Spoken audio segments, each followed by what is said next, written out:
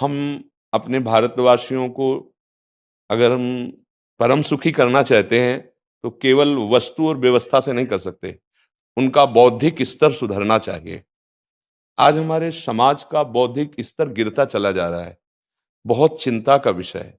हम सुविधाएं दे देंगे, हम विविध प्रकार की भोग सामग्रियां दे देंगे, लेकिन उनके हृदय की जो मलिनता है, जो हिंसात्मक वृत्ति है, जो अपवित्र बुद्धि है, ये जब तक ठीक नहीं होगी तब तक हमारा देश धार्मिक देश है। हमारे यहाँ धर्म की प्रधानता है। तो इसी बात को बार बार हम सबसे निवेदन करते हैं कि ये जो हमारी नई पीढ़ी है, इसी से हमारे राष्ट्र की रक्षा करने वाले प्रकट होते हैं। जो विद्यार्थी जन है, उन्हीं में कोई एमएलए बनता है, उन्हीं में कोई सांसद बनता है, उन्हीं में कोई मुख्यमंत्री बनता है, उन्हीं में कोई राष्ट्रपति या प्रधानमंत्री उन्हीं में अपने लोग भी सब थे। अब हमारी शिक्षा केवल आधुनिकता का स्वरूप लेती जाए और व्यभिचार प्रवृत्ति, व्यसन प्रवृत्ति, हिंसा प्रवृत्ति, ये नई पीढ़ी में देखकर बहुत असंतोष हृदय में होता है।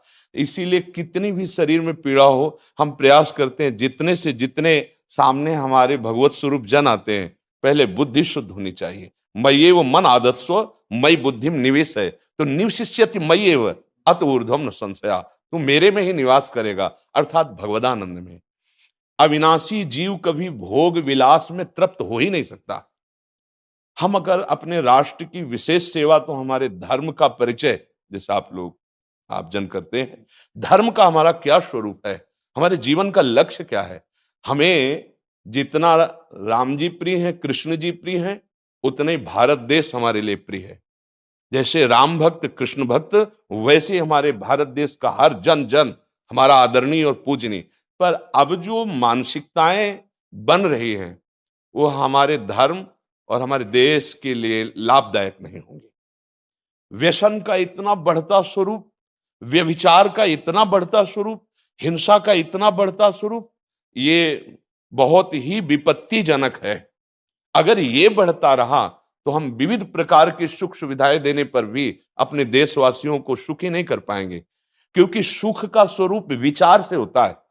सुख और दुख की स्थिति सत्य नहीं है, आगमा पाइनो अनित्यास, लेकिन हमारा विचार, और विचार हमारा गंदा हो रहा है। बस हमारा उद्देश्य यही है कि हमारे देशवासियों का विचार शुद्ध होना चाहिए। अगर विचार शुद्ध है तो राष्ट्र प्रियता, जन सेवा, समाज सेवा, ये सब स्वाभाविक होने लगेगा। और विचार अशुद्ध है तो सुविधाएं बहुत हैं, उनका दुरुपयोग हो रहा है। तो बस आप सबसे बड़े बड़े जो उपदेष्टा जन हैं, जो बड़े बड़े धर्म की रक्षा के लिए भगवान ने जिनको भेजा है, उन सबसे यही प्रार्थना है कि सब व्यवस्था करते हुए हमारे देशवासियों की बुद्धि अध्यात्म को समझे। बिना अध्यात्म को समझे दुख सुख की समानता बिना किए परम सुख का अनुभव हो ही नहीं सकता। इस मायाकृत भोग पदार्थों को भगवान ने दुख योनया कहा है।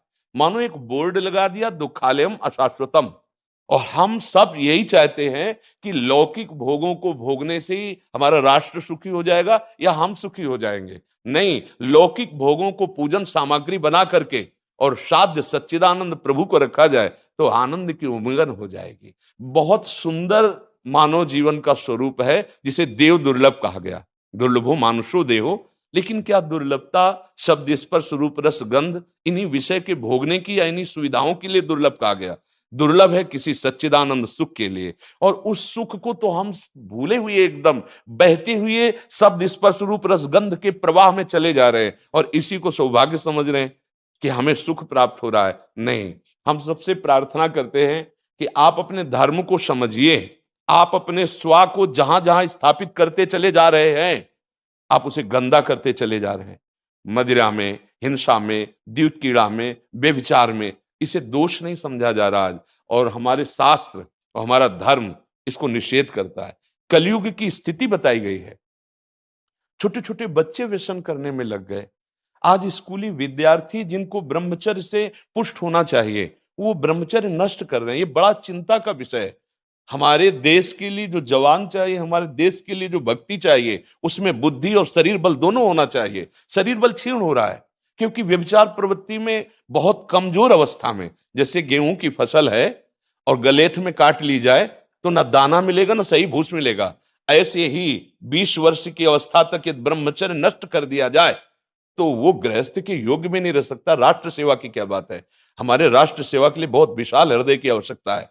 हमारे शरीर को बहुत स्वस्थ रखने की आवश्यकता है, तभी हम समाज सेवा, राष्ट्र सेवा। तो शरीर और बुद्धि दोनों का स्वस्थ होना बहुत आवश्यक है। तो शरीर को तो नष्ट किया जा रहा है विषय भोगों में। लोग समझने लगे हैं कि मांस खाने से हमारा स्वास्थ्य अच्छा रहेगा, हम बलवान बनेंगे। अध्यात्म बल नहीं तो तेरे शरीर की चर्बी बढ़ा ले, लेकिन तू न काम पर विजय प्राप्त कर सकता, न क्रोध पर, न लोभ पर, न मोह पर, न हिंसा पर। फिर क्या जीवन। तो इसीलिए हमारा बार बार हृदय में सबसे प्रार्थना है, जिस संत भगवान भी आते हैं, ये देखो इस समय आवश्यकता विचार शुद्ध करने की है, आहार शुद्ध करने की है, आचरण शुद्ध करने की है। हमारे देश ने चरित्र की पूजा की है। रावण किसी बात में कम नहीं था। आज भी कोई शिव अगर अभिषेक होता है तो तांडव स्तोत्र उसी का गाया जाता है। जटाटवी गलत ज्वल प्रवाह पावित स्थले। ऐसा विद्वान और ऐसा बलवान जो 20 बार जैसे झूला आराध्य देव को झुलाया जाए, ऐसे महादेव सहित पार्वती को बाजुओं पे झुलाया, वो महाबली चरित्रहीन हो गया तो अपने देशवासियों ने राक्षस कह दिया उसको। चरित्र, आज हम चरित्र पर ध्यान ही नहीं दे रहे। चरित्र बेचना मतलब कोई समझ में नहीं आ रहा। छोटे छोटे बच्चे चरित्रहीन हो रहे हैं। हमारा राष्ट्र संकट में पड़ जाएगा अगर हमारे बच्चे व्यवस्थित नहीं हुए, उनकी बुद्धि शुद्ध नहीं हुई, उनका स्वास्थ्य ठीक नहीं रहा। कौन आगे चल कर के है? यही पीढ़ी तो है ना, इन्हीं में से तो निकलते हैं हमारे राष्ट्र भक्त, भगवत भक्त, देश सेवी। तो सबसे ये प्रार्थना है कि हमारे नई पीढ़ी को सुधारा जाए।